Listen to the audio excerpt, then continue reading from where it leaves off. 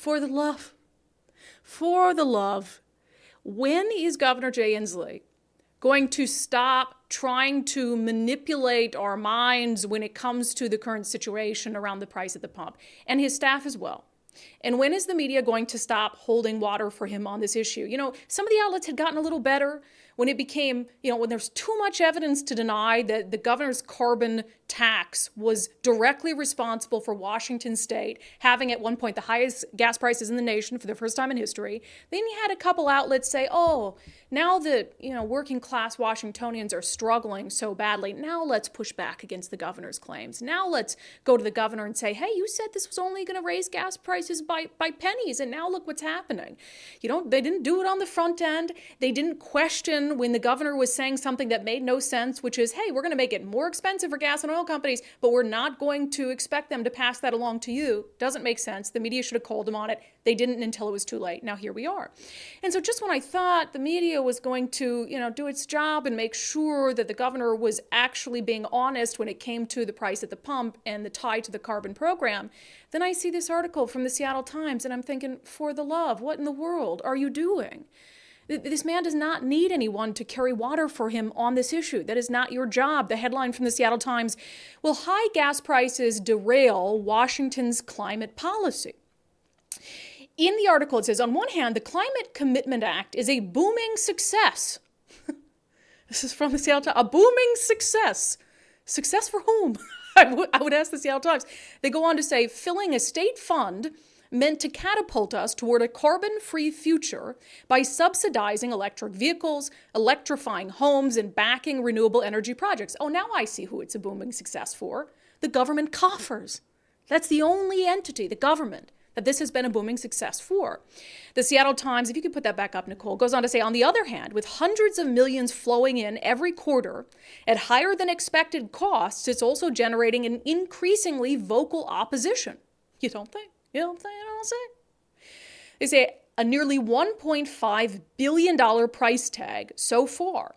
That's how much the state's carbon pricing auctions have raised from oil companies and other big emitters of greenhouse gases. So that is the cost that these oil companies have had to pay to the state of Washington for the pleasure of doing business. It's the cost associated with what they have passed along to all of us at the pump, the consumers. It is the cost that is responsible for the high gas prices in Washington state, which today has the second highest gas prices in the nation behind California. The Seattle Times goes on to quote State Senator Joe Wynn, who we've had on the show many times before, a progressive politician, saying that short-term pain will pay off in the long run, said State Senator Joe Wynn, chair of the Chamber's Energy, Environment, and Technology Committee. Wynn said, everybody wants a six-pack, nobody wants to work out. The world has changed since 2016. You can't go outside and breathe in August. You have massive floods. That's a quote from the governor, referencing some of the effects of climate change. Could you breathe in August? I could breathe in August. I could breathe. You yes. could, yeah. Yeah, thank you for checking that. Yeah. Otherwise, I would have been in a similar situation to my Inslee. sister. Yeah. Right. Mm-hmm. If Inslee can't breathe, then, I having been through a lot in the last week with my sister, that's a serious thing. Right. The Seattle Times goes on to write, doctors. Inslee, who previously anticipated the increase of gas prices would amount to, quote, pennies, acknowledged rates rose higher than expected, but added that his administration's analysis was done in good faith. Quote, we don't predict Wall Street perfectly, he said. There's a difference between predicting and being told this would happen and then saying, nah, it won't. No, it's not. And I'm sorry, but pennies versus what we're experiencing right now isn't exactly just missing it by a few, okay? And so for the Seattle Times to sort of, here you've got this whole article basically saying, oh, the high prices at the pump might derail what has been a wildly successful program. It hasn't been successful by any measure except the amount of money that it has put into Washington's coffers, into the coffers of a state government that doesn't need any more revenue and that hasn't shown that it can spend the revenue it has coming in to deal with any of the major issues that the state is facing. I mean, you look at where the state is on homelessness, on substance abuse, on crime, all the money they throw at those issues, hundreds and hundreds of millions and billions of dollars, and none of it is better What makes you think that the 1.5 billion that's come in so far as a result of the carbon tax is actually going to lead to meaningful changes in the environment? They have no track record to show us that. The state hasn't lived up to any of its climate commitments in a meaningful way. So it's bad enough that you have the Seattle Times again, and I go back to calling it a booming success. While people are genuinely struggling to afford gas to get to work, to afford groceries, a booming success? How tone deaf is that for the state's largest newspaper? To carry water for the governor in that way, and for State Senator Joe Inn, we'll have to invite him back on. I like the guy, but for him to say the short-term pain will pay off in the long run? Would you say that to the face of a working-class Washingtonian who genuinely has to decide between basic necessities because of the increase at the pump? Oh, short-term pain. It'll pay off in the long run. Don't worry about it. No, we are worried about it. And as if all of that isn't bad enough. So here we've got, just to sort of catch you up on the trajectory of the lies and the manipulation, the gaslighting. Remember, Governor Jay Inslee said repeatedly in the lead up to the carbon tax taking effect that this cost would not be passed on to you and I, that if it were passed along, it would only be pennies. Despite you had think tanks making what turned out to be accurate projections of what it would do to prices at the pump. So Inslee, his staff, just denied all of that left and right.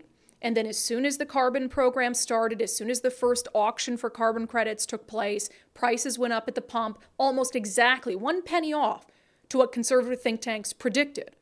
And then you had Governor Jay Inslee. It's like, okay, well, now we can't deny that this is the result of our carbon tax. So now they just blamed the greedy oil companies. And they tried to shift the blame.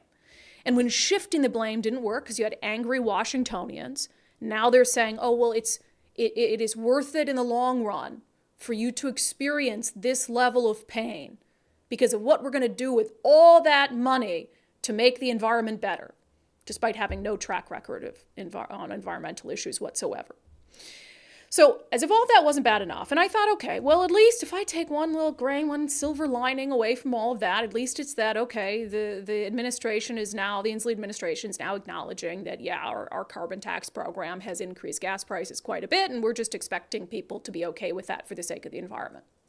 But then I see this tweet from Governor Jay Inslee's chief communications officer, the communications director, Jamie Smith, who, Jamie has been there for a long time, and I've really never had an issue dealing with her. I mean, we obviously disagree a lot politically, but keep in mind as I go through this is the person in charge of communicating Governor Jay Inslee's message to the public.